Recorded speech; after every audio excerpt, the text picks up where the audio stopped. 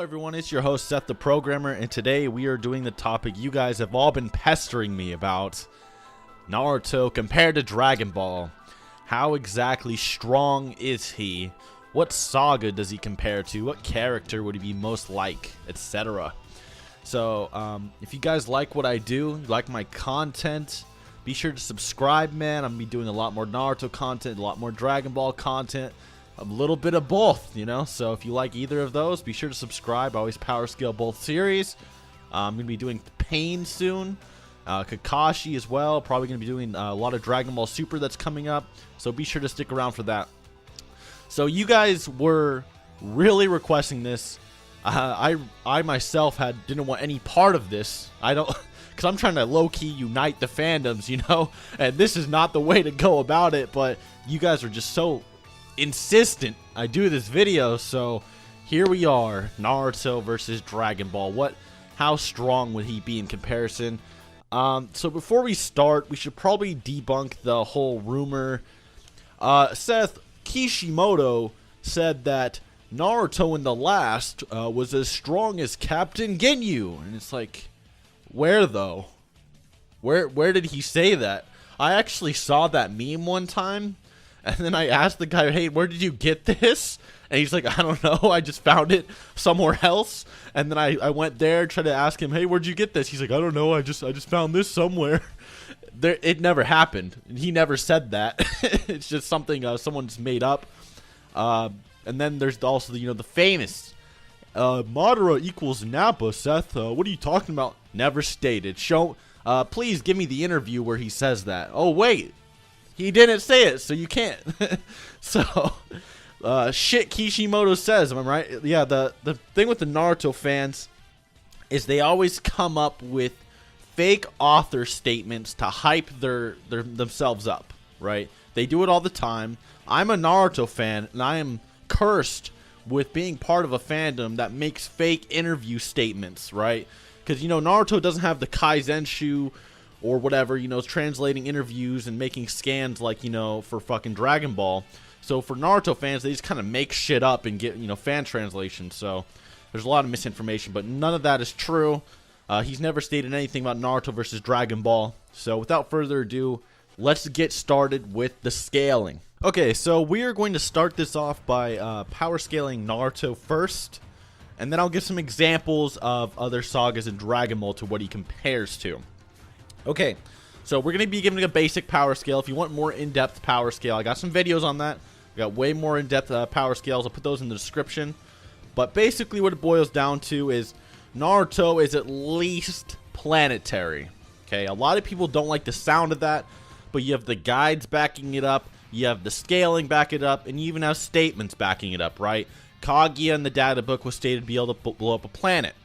Kakashi says she's going to destroy her entire dimension. The moon cannon in Naruto that was going to destroy a moon was only powered by 100 ninja. Naruto then goes on to power like 8,000 ninja by like 3 times their chakra. Naruto casually slaps Sasuke's hand and creates a moon. It's just, there's a lot of shit. Even Kinshiki, I think, in the special Boruto, like in one of the special Boruto guides, so not the data book. I know a lot of you guys are like, fuck the data book. This wasn't even part of the data book. It was like some kind of Boruto special. It was stated that Kinshiki was also a planet buster. And then Sasuke dicked down Kinshiki using only half his chakra because he teleported to Kaguya's dimension, which takes a shit ton of energy, and then fought Kinshiki and fucked him up. So he took him on while suppressed, and then Naruto and Sasuke then take on Momoshiki, who's even stronger than Kinshiki, and then he eats Kinshiki, and they still can take him on. So yeah, they're at least planetary. I would go with around 2 times, and if Naruto absorbs a shit ton of nature energy like he did versus Sasuke in their final clash, which is basically the equivalent of an extra 10 tails, he'd probably be around like 3 possibly in terms of just raw chakra potency. At least 3 times small planetary. I guess you could just say normal planetary. In terms of speed, we've went over this in another video, but I will link that in the description. But he's about as fast as light in terms of reaction speed, not travel speed, but reaction speed. Although, in the last, he does jump to the moon relatively fucking quickly. So, that might be a good gauge of his speed. But basically, he dodged Madara's Light Fang, which is Sage Art Light Fang. So meaning it's Sage Art, meaning he's using natural light rays to attack Naruto. Naruto then dodges this at point blank, and no, it's not aim dodging because it was literally point blank, meaning his head moved more than the beam did. So yes, Naruto is at least faster than light and planetary. Now, where in Dragon Ball are characters faster than light and planetary? Now, the first character that comes to mind, in my opinion, would be Raditz. Okay, I know a lot of people are gonna get upset that I fucking said that. There's people on both sides. I can't win in making this video. But Raditz level is what I'm gonna go with. The reason being, Piccolo in early Dragon Ball, he shot the moon and obliterated it, right? And when he obliterated the moon, he like obliterated it into non-existence.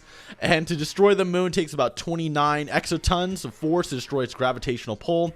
But what he did is he obliterated the moon to utter non-existence in like a matter of seconds, which requires at least small planetary levels of force. And then Raditz is like around 3 times stronger than that Piccolo, give or take. So in terms of, you know, attack potency, you know, Raditz would be probably around that level.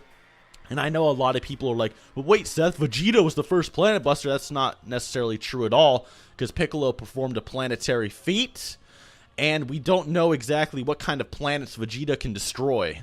What if he can destroy Jupiter or some shit, right? Well, it's stated he was going to destroy Earth, but it's also stated in another guides that you just need a power level of 10,000 to destroy planets, any unnamed planets. And Earth is actually considered a small planet in Dragon Ball. So a normal planet would be much larger than Earth. And Vegeta's stated to be able to destroy these things. So yeah, Vegeta is not like the bare minimum for a planet buster. Raditz is perfectly fine to be a planet buster. Raditz dodged the special beam cannon.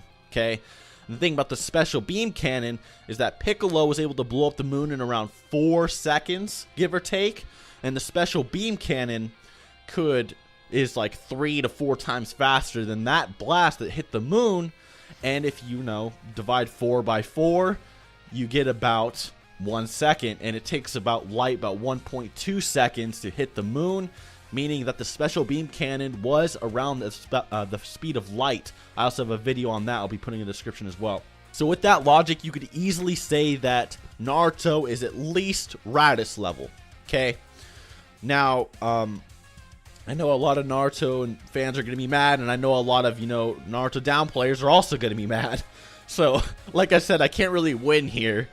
But in my opinion, as a guy that's read Naruto fucking 10 times, as a guy that's seen Dragon Ball at least 10 times, as a guy that's been debating them for 3 years, this is the conclusion I came to, okay? Now, the thing about Naruto versus Dragon Ball, not just compared, because what I'm doing is I'm just saying, how strong is he? The difference between versus and comparing is a big thing, because Naruto characters are extremely skilled and potent, like, with their techniques. So, an example, let's say that Naruto is as strong as Raditz, okay? Now, let's say Naruto clones himself 5,000 fucking times. Okay, so now there's 5,000 Raditzes on the field. Fuck. That could honestly give a lot of people a run for their money, 5,000 Raditzes. So just keep that in mind as well. So I know a lot of people are like, well, Seth, Yamcha solos the Naruto verse. And it's like, not really, because Yamcha's kind of a dumbass. And it's like, it'd be so easy for characters like Yamcha or Raditz to get caught up in crazy hacks. It'd be so easy for a Naruto character, especially Naruto, someone that could clone himself thousands of times, to grab Raditz's tail or catch Yamcha off guard. I mean, what people don't get is that characters like Yamcha, especially when they're in character, if they're bloodlusted, it's different, right? Because they might try to, like, blow up large portions of the planet, etc., etc. But the thing about these characters, they have, you know, characters. So while they'll try to hold back, try not to kill their opponent, and it would be easy to catch them off guard and do serious damage. Hell, Goku, in one of the newest episodes, he took it easy on some robbers. He's like, oh, I don't want to kill these robbers, I'm just going to knock them the fuck out. A robber was able to peg him with a fucking bullet. God Goku was able to get pegged by a bullet because he was off guard. He's like, oh, I knocked him out, it's over. So what if a character tried to underestimate Naruto, got hit by a truth-seeking orb, whatever the fuck?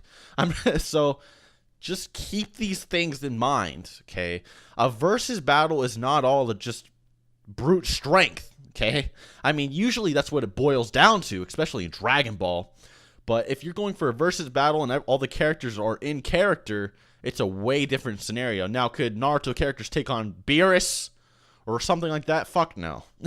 There's just no way in hell. I'm sorry to say it.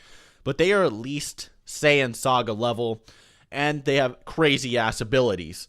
I'm going to say it right now, Naruto might be able to take on Nappa if he gets lucky. If he gets lucky, he uses his shadow clones effectively, he might be able to pull something off. But that's stretching it. That's really stretching it. I'm really being really generous. Like if Nappa was super cocky and being a dumbass, he could probably get pegged. Because I mean, look at, you know, Nappa versus Krillin, right? Nappa versus Krillin is a great example of a character being a dumbass. So anyways, guys, hope you enjoyed. Hope you learned something. Like I said, please have an open mind here. I know nobody's going to be pleased with this. Not Dragon Ball or Naruto fans. But I hope you guys understand. Hope you guys enjoyed. And till next time.